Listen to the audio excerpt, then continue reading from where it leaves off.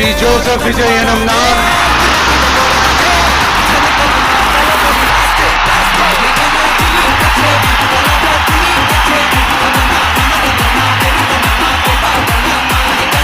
சட்டப்படி அமைக்கப்பெற்ற இந்திய அரசியல் அமைப்பின்பால் உண்மையான நம்பிக்கையும் மாறா பற்றும் கொண்டிருப்பேன் என்றும் இந்திய நாட்டின் ஒப்பில்லாத முழு முதல் ஆட்சியையும் உரிமையையும் நிலை நிறுத்துவேன் என்றும் தமிழ்நாட்டு அரசின் முதலமைச்சராக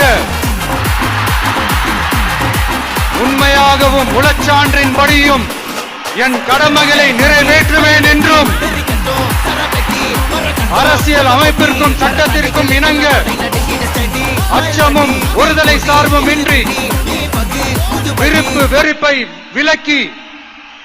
பலதரப்பட்ட மக்கள் அனைவருக்கும் நேர்மையானதை செய்வேன் என்றும் ஆண்டவன் மீது ஆணையிட்டு உறுதிமொழிகிறேன்.